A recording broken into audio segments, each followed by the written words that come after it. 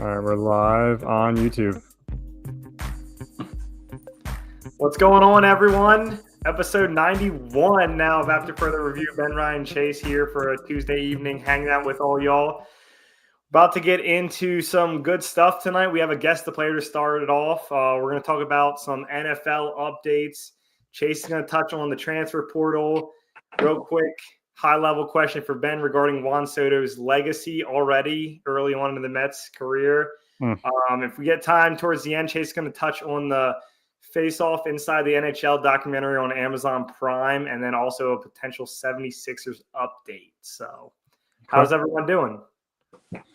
Good. I'm excited to be here back with you guys after what a wild weekend. Yeah, I'm excited. A little tired, but I'm excited to be here and talk some sports with y'all. For sure. Well, why don't I wake you guys up with a guest to player? We haven't done one of these in a while. How do you like that? Love it. All right, here we go. Simple as this. Anyone listening out there, just guess who you guess. The key is for Ben and Chase, so they only get one guess. Once they use it, they can't continue to guess. It's no rapid fire answering here. So, all right, let's get it going. Guess clue number one. Yeah, go ahead. How many questions are there? Is there like 10? Are seven. 7, okay. Okay. 7. All right.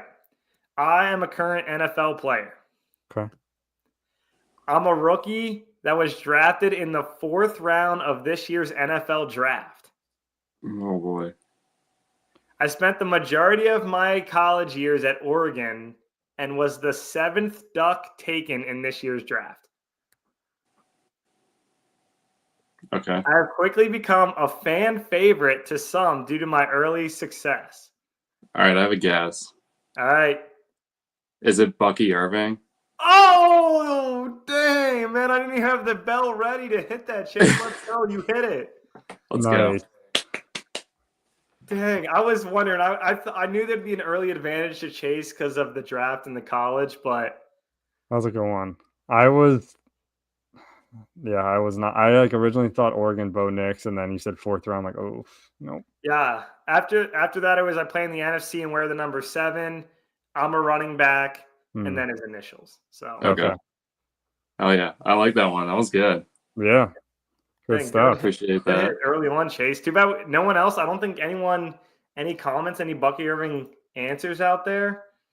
No Bucky Irving. So Chase got the dub on that one. Let's go. Good hit, Chase. Yeah. Yeah, no, we just have Alan's dropping in with the what this comment. Alan, we appreciate you hopping on and listening in.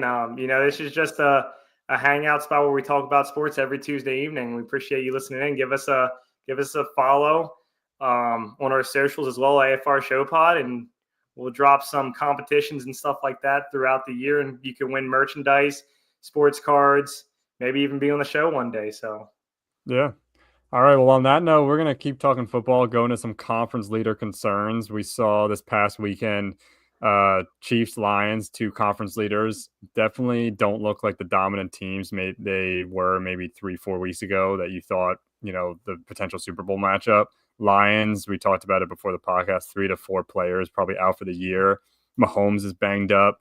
They definitely look vulnerable. And, what are we thinking here for those teams as we get into the playoffs and getting close to the playoffs? Yeah, I think it's going to be tough for the Lions, especially. How many times can you lose starting players, your backups, and then people on the street? It's tough to kind of reproduce the quality. And the way that they had to get in a shootout last weekend, it kind of makes you have a little pause for concern, especially going into the playoffs. And now all these high-impact players going. But I think the team that's going to make it out the best is definitely going to be the Chiefs. Patrick Mahomes is tough. I don't think he's going to let a little ankle boo-boo hold them out from these games, especially. And we're closing in on, like we said, 3 weeks left. It's really 2 weeks because they'll probably close out the division and get the time off in the last week of the season. So I think that they're in a good position. Plus, they have Carson Wentz. He's dangerous in short bursts. You can't have him in there for a full game, but maybe a quarter or two. So I think they're in a decent spot, all things considered, and they're getting people back. Yeah. Yeah, I have to agree with Chase 100%. Chiefs are kind of trending in the right direction.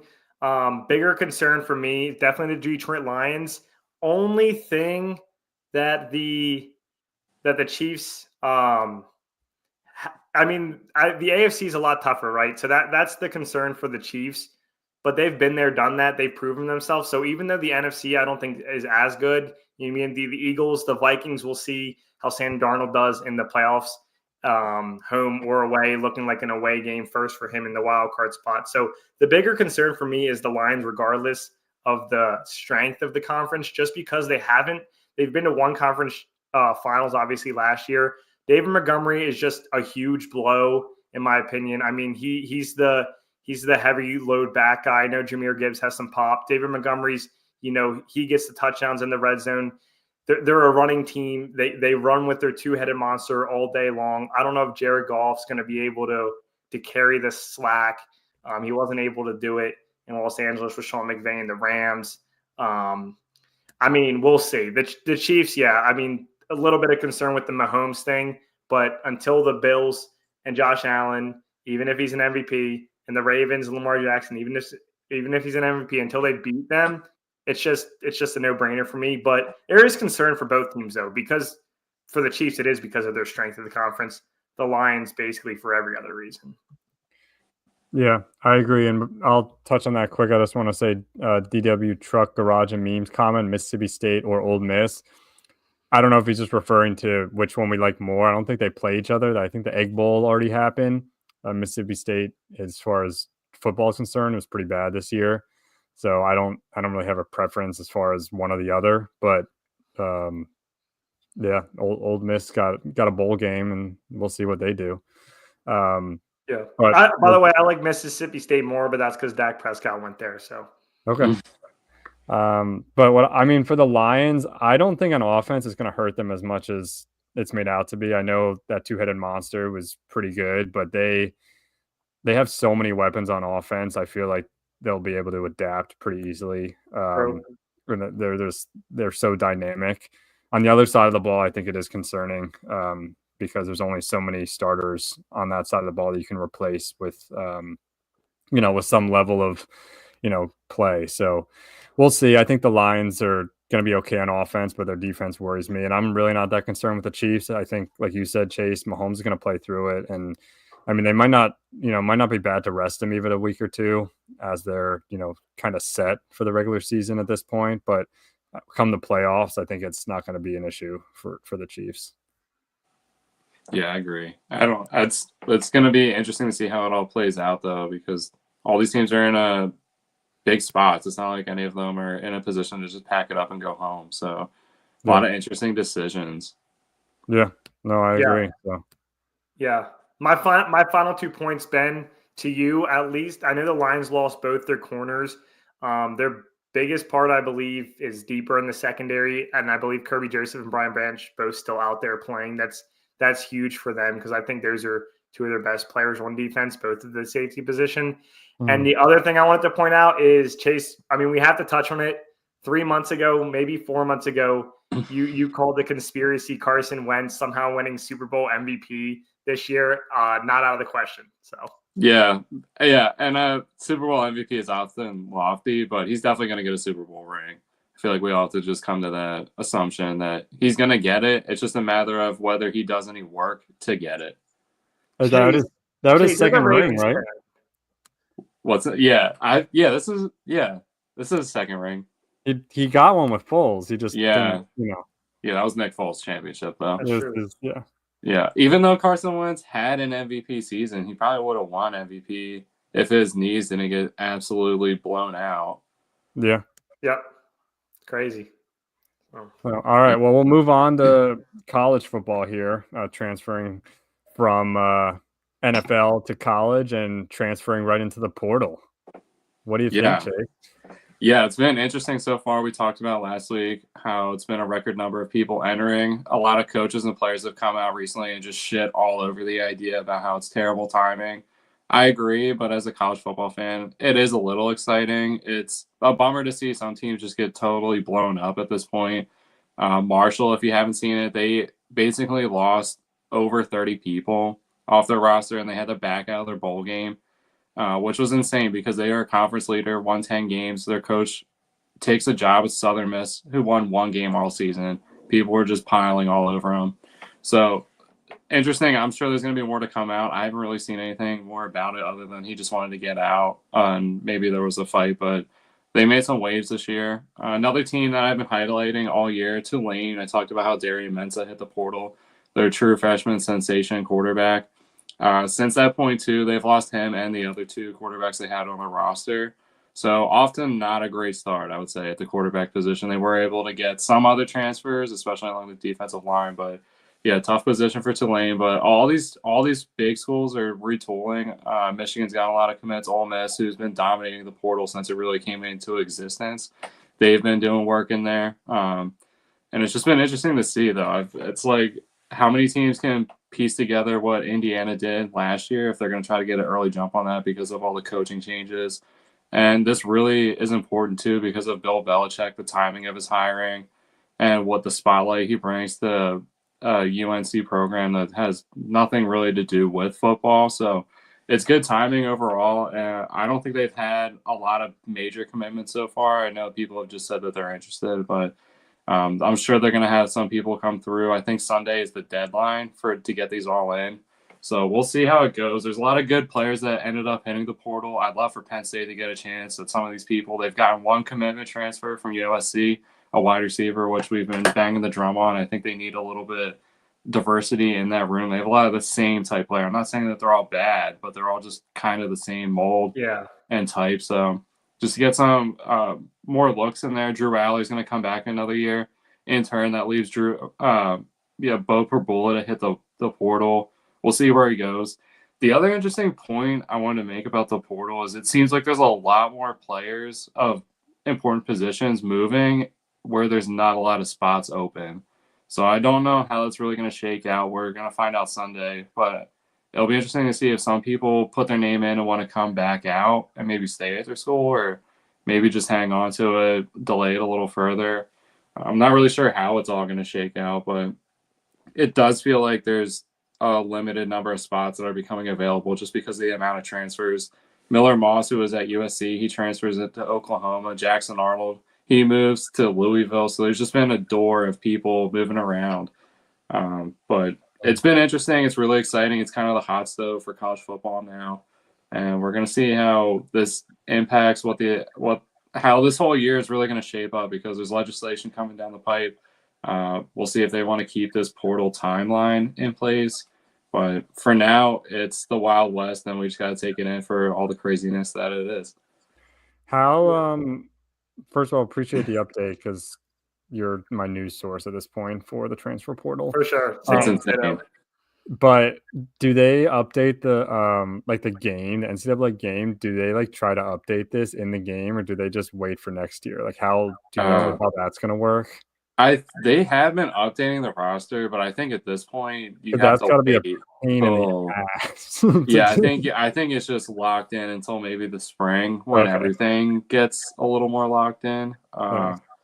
But yeah, no, it's a good point because the game hasn't been around the last 10 years, and obviously the portal transfers existed, but it was definitely not the same level, and it was even at the point where you couldn't transfer Division I to Division I and play immediately. That was kind of a new thing that came along.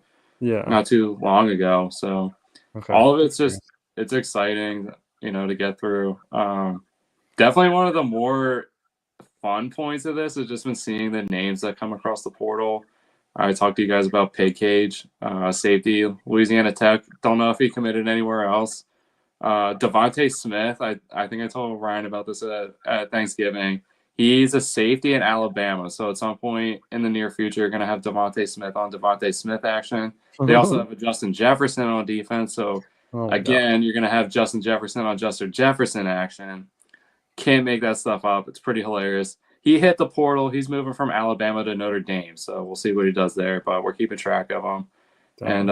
And all the names that have just been coming through, I mean, they're pretty amazing. It's college football. It's amazing. Yeah. I have a couple questions, Chase. First one, you might have touched on this a tad. Do you think we'll get to a point where there's more restrictions put into place so it's not as nuts as the transfer portal is now? Or could it be more or less these situations that you're talking about where there's not a lot of open spots for all these players jumping into the portal for, could it kind of just calm down itself over the next few years with players realizing maybe it's not just the answer to just jump in the portal right away? Yeah, it definitely could be. There's an interesting example, and this happened last year. Dante Moore was a freshman starter for UCLA. At the end of the year, Chip Kelly was their coach. He left, went to Ohio State to be the offensive coordinator. He transferred to Oregon to back up Dylan Gabriel this year. So kind of an interesting move. He was a starter. Then he went to go take a backup role.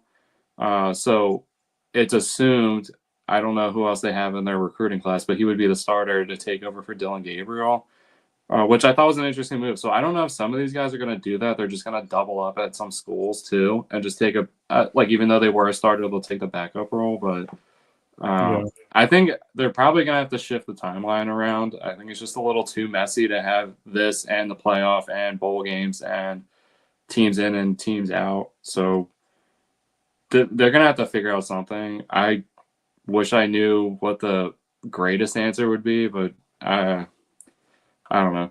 I think it's good, though, for some players. I think it doesn't really apply to everybody. Like, I don't think you should just transfer just because you're losing a position battle or whatever, because things change, injuries happen. It's unfortunate, but it's a part of the game. So when you don't think you have an opportunity, somehow you do have an opportunity, or somehow you develop and you weren't expected to, and, take a big jump in the off season. So we'll see. I don't know. There's going to be more cases of it and different approaches and methods, I would have to say. But yeah, it's definitely been wild to see some of the places that people have chosen versus going to like a lower tier 1 school. Kurt Warner's son, EJ Warner, he was at Temple for a short stretch. He transferred to Rice. He's in the portal again. So he's one of there's also people like that who it seems like they're just going to keep jumping, and it may just be because of position battles, or he's just always looking to be the unquestioned starter and get the most amount of tape available. But I don't know. It kind of stinks because your team could be also the bounce team too, where it's like you just constantly get guys and then they dump off your team. So it's got to be a pain in the butt for the admissions offices that all these guys just keep going in and out. I'm sure, yeah. Especially the timelines of it. Like, there was people who would transfer a lot before all this, and that seemed like a headache. So now trying to do it with wildly different schools, different conferences. Yeah, I mean, this is like the end of the semester. Like, kids are taking finals and stuff.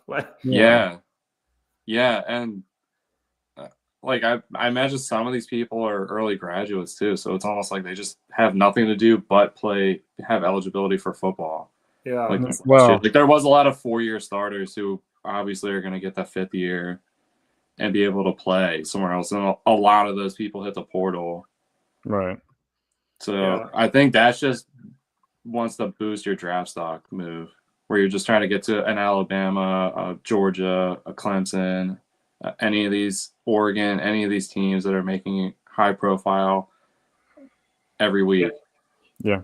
I feel like the free agency aspect of like a professional sport, that's nice for the players, but I think, Nick Saban obviously touched on it. I don't know if it's part of the reason he left. Whatever he says is the reason he left, but for the coaches and recruiting, you do all this work just to get a player to commit and come to you, knowing like maybe 1 year they could bounce depending on the situation. So for that, I can see where it can be hard for coaches. Other thing, I think we're not going to get to see an effect. Obviously, you talked on a couple of weeks ago, Ben and Chase, on like a starter like Bo Nix, how he was in college all 4 years, and obviously, it worked out for him transferring into the NFL. I feel like this transferring, especially for some of these players, like you said, EJ Warner's already jumped twice.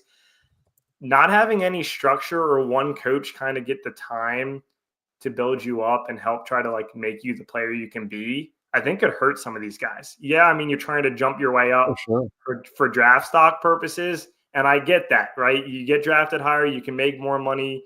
You want to be on the big game. Maybe you want to play for a national championship, although I don't know if that's really the reason. But I just think some of these players, especially on these smaller schools, if you have a great coach there, you could ultimately hurt yourself by bouncing around. Yeah.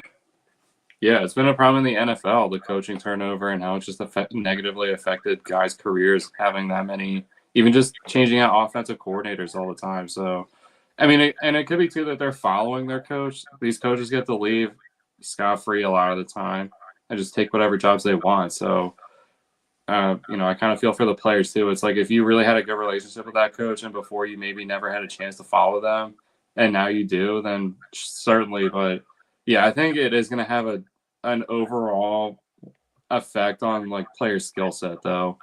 Like we heard a lot this year about players being able to make reads and be able to make all the throws they need to do, just having a different level of professionalism at the quarterback position.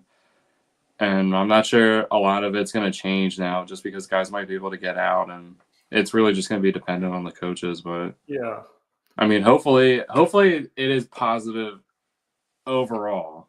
That would be great. But yeah, I think it can be. I think it can be. I mean, it's just going to go back to one of my biggest takes in sports where there's such an advantage of stability. At college, you already only get max 3, 4, 5 years for players and teams.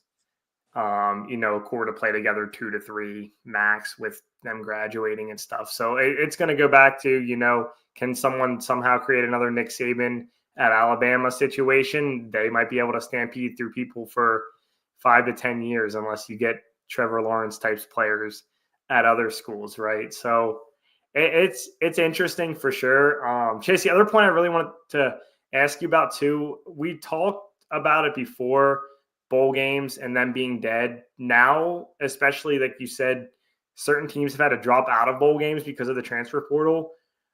Is there even a point to still having bowl games outside of now the playoffs? I mean, we're up to a 12-team playoff. Does anyone even care anymore? Is there even a point to the other bowl games? Yeah, I guess now that the playoff expanded from 4 to 12, they do seem more irrelevant than ever. It more just seems like a participation trophy for whatever you get in whatever bowl you're playing in. But yeah, I guess the more they add playoff games, the less value people are just gonna have. But I don't know. I mean, it is a good time to put more tape like on your skill set. And I saw that the Colorado players they're suiting up for their bowl game. They're taking it seriously when a lot of it has been just opting out of the bowl game for top players. But so I don't know. I guess, and there's still going to be like the scouting games that are coming up, like East West, the Senior Bowl, all this, all that.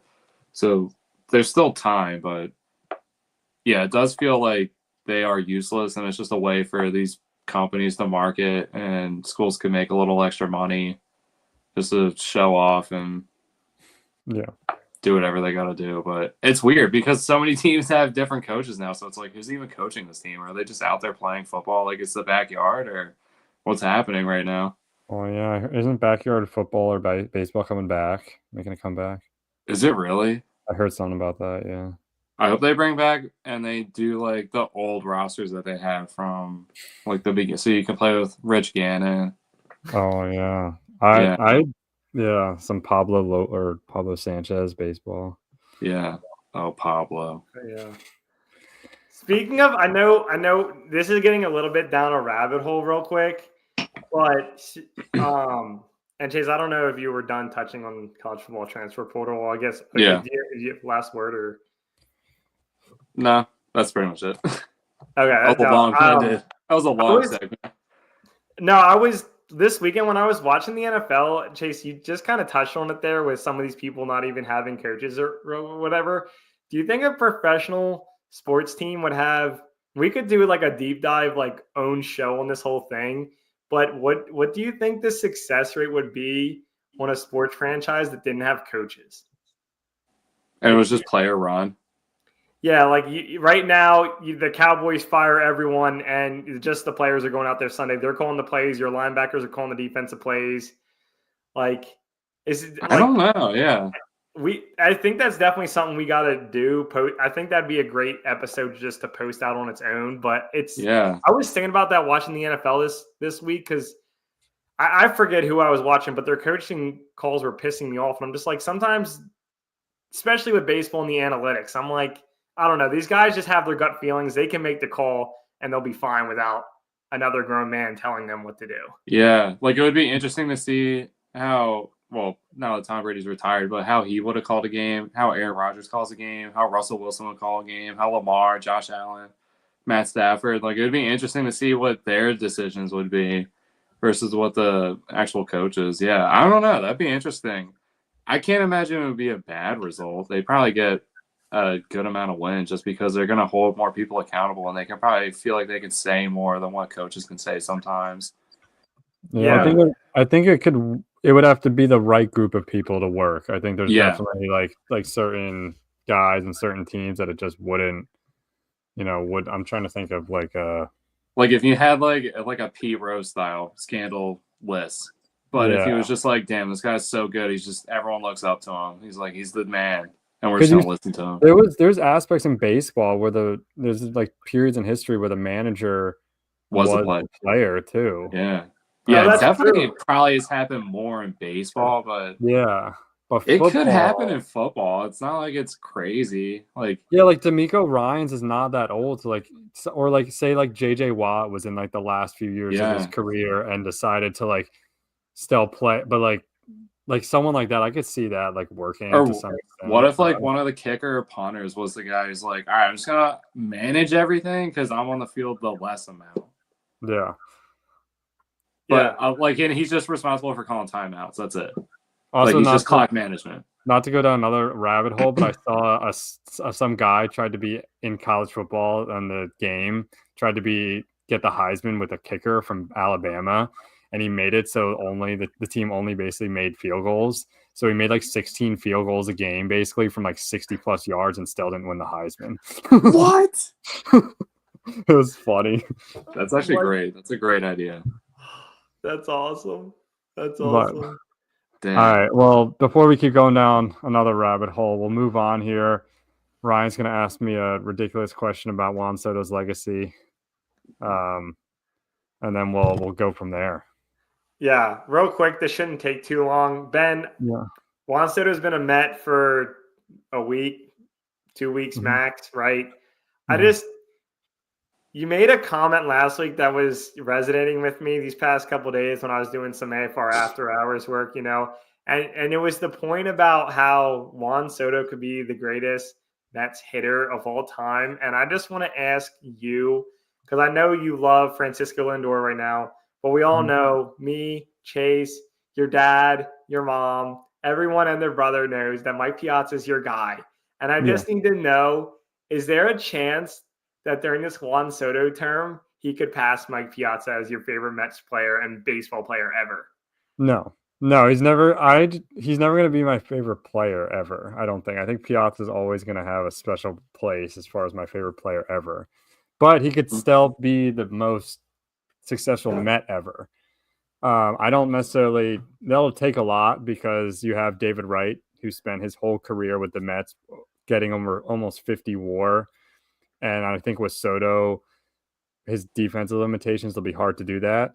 But even with the defensive limitations, last year he had an 8 WAR, I think. So I just think that with being so young, these types of free agencies don't come around very often. Like in the past 25, 30 years, you probably have Soto, you probably have Harper, and then you probably have A-Rod. And those are probably like the three guys who have been this young in free agency, and that's it.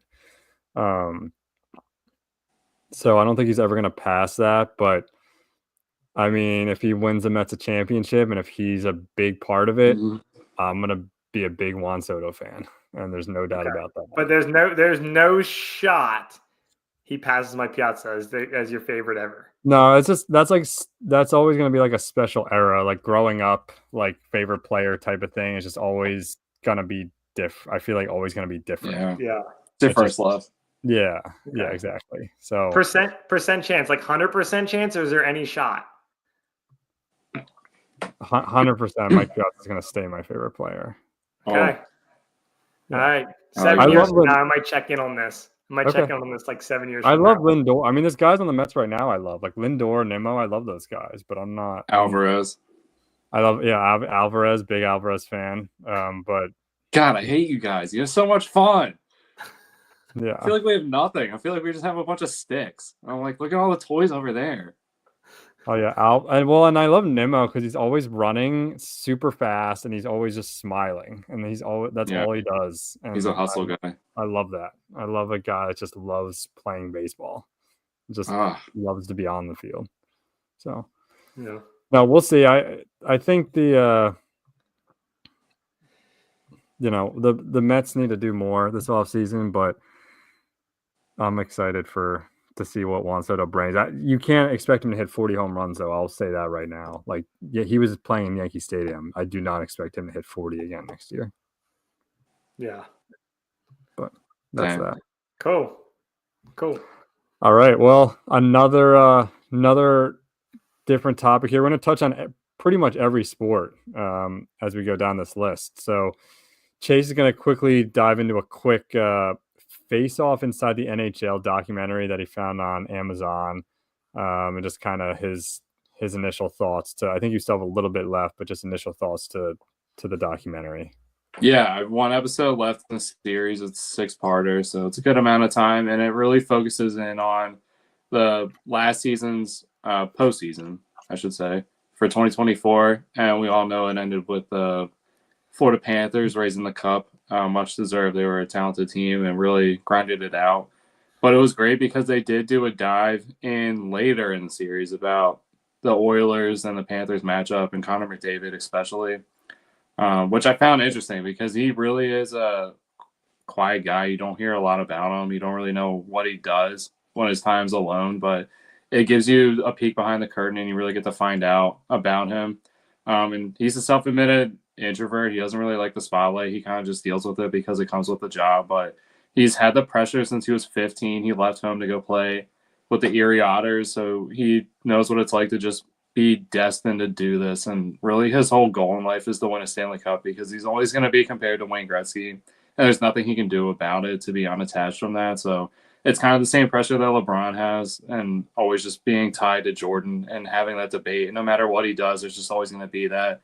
And it's helped his legacy that he's had championships, but LeBron up to the point when he didn't, and how much he would get murdered in the offseason about how his hairline sucks and he chokes in the playoffs. It was probably a tough pill to swallow. Connor McDavid doesn't have to deal with that type of pressure, but has to deal with Canadian hockey fandom and how insane it is that the Oilers haven't been able to do a lot. Granted, last year was a big success in the fact that they were able to move, get past their defense, make it in the Western Conference Finals, make it out of that round into the Stanley Cup playoffs.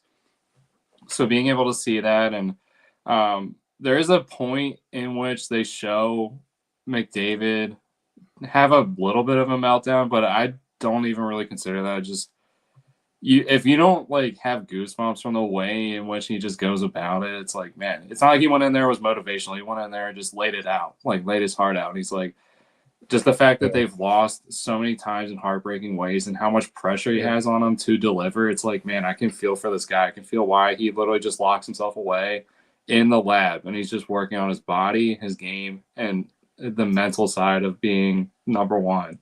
So it's really cool. I'm interested to see how it unfolds this last half. It's probably not going to be great considering the fact they lost, and it wasn't really. They came back. It was tough. It was a tough series, but it definitely did not go the way that they wanted it to. You'd have to say, but it's been great. You really don't get to hear a lot about NHL. I wish the MLB would kind of do something. I don't think they have anything like this right now, but it would be cool to get a peek behind to see a lot of these guys, what they do, what it's like during a game week, what it's like during the playoffs, how they act. And, for hockey guys, they seem like assholes on the ice, and that's hard not to have, but it's really just because of the competitive nature of everything. And then when they're off the ice, they just really are chill guys. Like they just walk around, they want to have, good family time, spend time alone, just be away from the game because it's not really what defines them. It's what they do to get paid. Obviously, you'd have to put Anthony Rendon on this because of the quote he had. He doesn't really give a shit about baseball, even though he's making a ton of money. and he's not really defined by that. And I'm not saying that all athletes don't feel that way. You don't want to be defined just by one thing. You're more than what you do. So to be put in that box all the time, but it is cool to see, and you get to see some of the storylines that are happening. My only critique is that they spent a lot of time knobbing on the Bruins. I mean, a lot of time. I mean, I get that there was points and it was a good storyline. They choked. Their goalie, he might be here, might be gone, but felt like a lot of time. Felt like a lot of screen time for the Bruins. I was like, okay. Feel like there's a lot of other good teams that happened last year. But they did spread it around. They focused on the Bruins, the Maple Leafs. The Maple Leafs was interesting. That was the first episode. It showed William Nylander and David Pastrnak, their relationship, how they've been friends off the ice since they were 15, 16 years old playing in Europe, and how they came across and basically how they get to play each other all the time in the playoffs now and have meaningful games against each other. So that was neat. They did a captains episode where they kind of shadowed a bunch of different captains from different teams, how young ones, old ones, just what it means to be the captain. And then they kind of dove into the Oilers and Panthers and that rivalry, and get to see Matthew Tkachuk and his brother. Hopefully one day, maybe. I don't know. I'm just going to put this out in the universe. Brady Tkachuk in a Flyers uniform. We have 6 picks in the first 45 next draft. I feel like we could unload some of that if he's not gone by this deadline. If he's gone by this deadline, he's probably going to be wearing a Rags jersey. It would suck to see him in New York. But Chase trying to work that Ryan and Ben powers that he's starting to gain too. It seems like it's just an AFR thing, speak things into existence. And Danny Briere has been a sneaky little genius so far. You find out nothing until it happens, and then you're left in the wake of, wow, I have to process all this. How did he keep it under wraps? He's done a lot of that so far. So I'm not expecting anything major. Obviously, we're not even probably going to compete for a wild card spot. We're a game out at this point. We're probably going to be 500, maybe even finish under 500 as the Flyers. But that's what it is. You kind of have to go backwards sometimes to go forwards. And even though we were moving forwards, you have to still make the subtraction. So we'll see. I feel like Michkov's been pretty good this year. I can't complain about it. It's a tough transition to make for a young guy into the NHL. But it would be cool to see him on this series. Like, there's so many people that they can expand into now. So I'm sure that they've been filming all year. I know that they're going to have some different access and try to focus in on different people. But it's been cool. It's really shown me a different side of some of these players that I thought I knew. And just from reading their Wikipedia page and seeing how they actually live their life, it's been wildly different. So it's cool perspective. I'm hoping, we keep continuing this trend. It's been awesome. This is what got me into NASCAR last year. Reawoke my love. I've been watching NASCAR old races all the time recently. I can't get enough. I'm excited for next season. So this has really been getting me back with hockey, just following other teams other than the Flyers. So it's been a good job. I'm excited to see. Hopefully baseball get their shit together. Stop talking about golden at bats and give us some access to our players so we can actually just see who these people are. So your dumb rules. Come on, let's get it on the track here. That'd be the worst. I saw that. Yeah, we want content, not just dumb gimmick rules. Come on. Yeah, I think it's not a hard equation here. Yeah, and I haven't watched this documentary yet, Chase. I appreciate. You got the Trey Turner documentary. Yeah, that's not the content I'm looking for. That might as well be the golden at bat of the sports documentaries right now. Sorry, Ryan. Go ahead. It is what it is.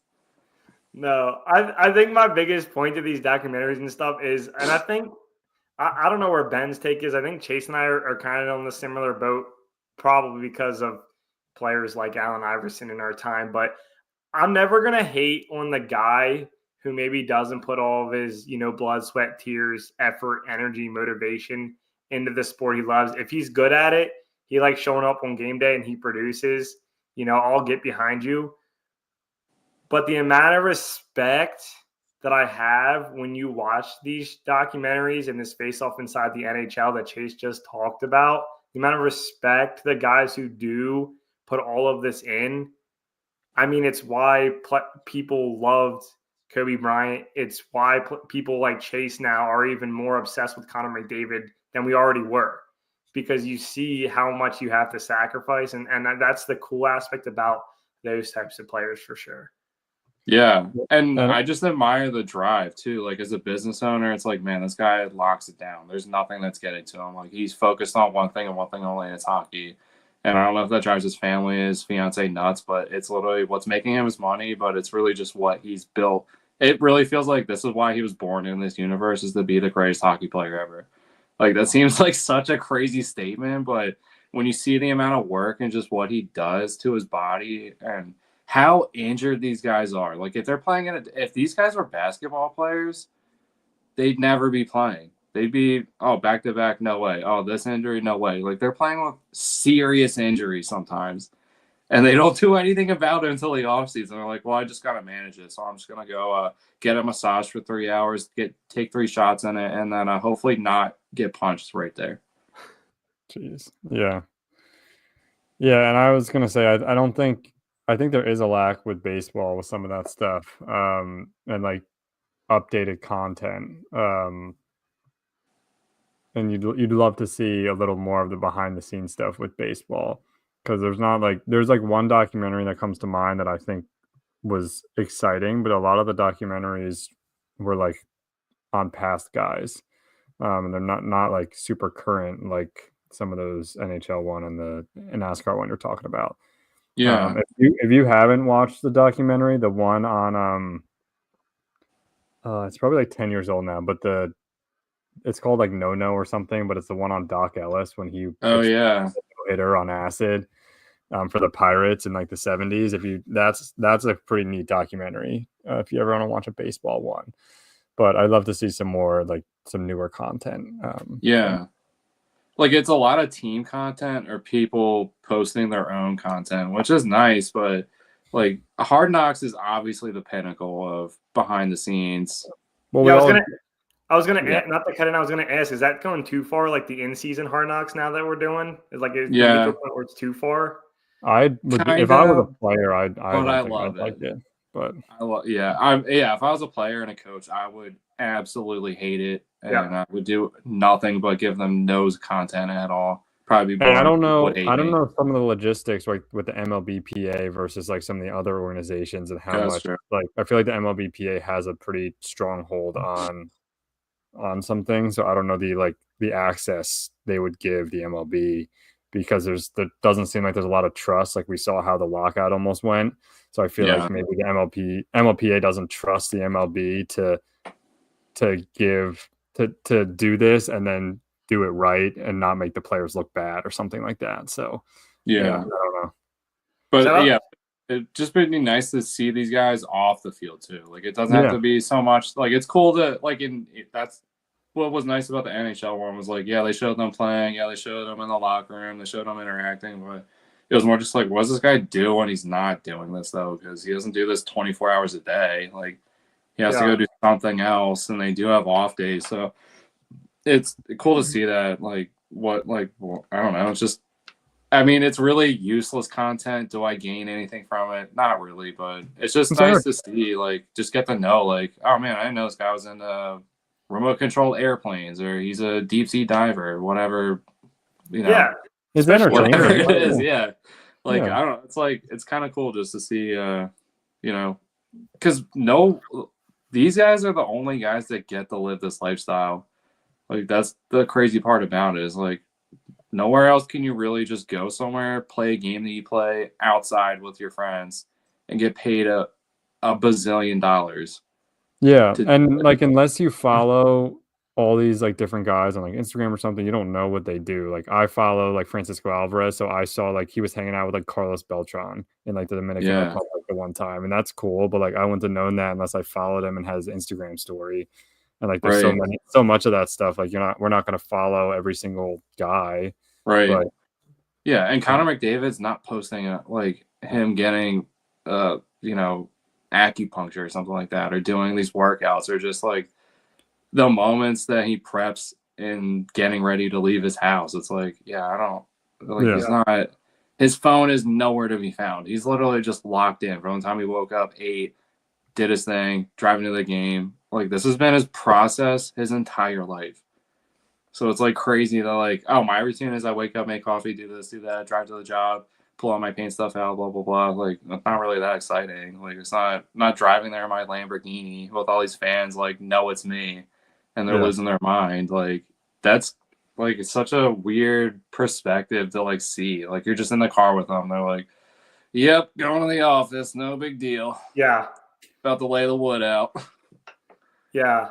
That's like I always just remember hearing stories about like John Stockton would like drive with his kids in like the minivan to show up to NBA games, and the players would be like, "Yo, he's so cold blooded," because he'd just show up, school him, and then leave in his minivan with his kids. Yeah, like it's just no sweat. Like he literally didn't even like. It seems like there's no pressure to like do it, but yeah, I don't know. It's like we've all felt that nervous energy of playing games, and we never played in front of hundreds of thousands of people. Like we always had that nervous energy, and it's like, man, I can't imagine being in those shoes, that spot, that moment, and everyone's lives for the next 3 hours are depending on whatever you do.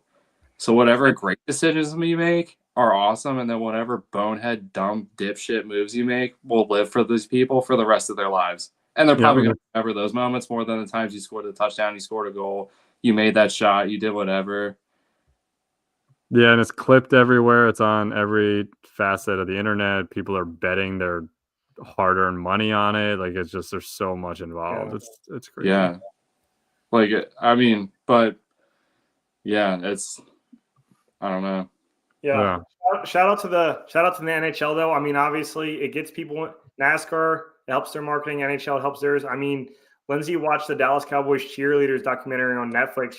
She respects them a lot more. You know, some of them, the surgeries and stuff they have to go through on certain things they do. Like it, MLB's got to obviously get their ish together and throw something out there too. But it's neat to see the content, like you said, Chase. Yeah, it might not be there, but I mean, overall, I'm glad that you brought this up on today's show, and I think anyone out there who wants to check it out and maybe he's not too into the NHL, you know, maybe getting to learn the life of Connor McDavid some will help that.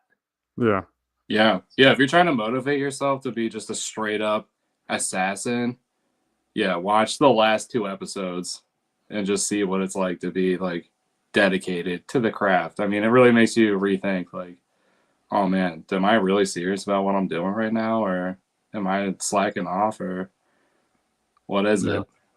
But yeah, it just like gets you hyped up. It's like it's kind of like been hearing Nick Saban on Game Day. This was like totally different game shift, but like, damn, that guy has dropped so many nuggets this year of just like, wow, that I would have had to somehow make Division I football, sit in a locker room and wait until he finally said that. And right now I'm just getting it for free every 4 hours on a Saturday morning. Like there's just, I don't know. Like as a winner, I get if people don't agree how he did it. I don't really, but he did. He won championships, and that's all I really want at the end of the day. I want James Franklin to have the same thing. I don't think he does. I feel like they're two wildly different people on two ends of a different spectrum. But man, it's cool to hear a guy just be so open and just get to see, like, again, it's about the content. Like I feel like the reason why they're dominating is because you never got to see this side of a guy who's been such a serious competitor. And like him and Connor McDavid share so many of the similar qualities where it's like, yeah, we're either doing this or we're not. So you're either here or get the fuck out. Like this is serious crunch time right now. And I was like, dang, that's, I don't know. Dang. You have to go watch it if you haven't. I guess I gotta go watch it at some point. Face Off Inside the NHL on Amazon Prime.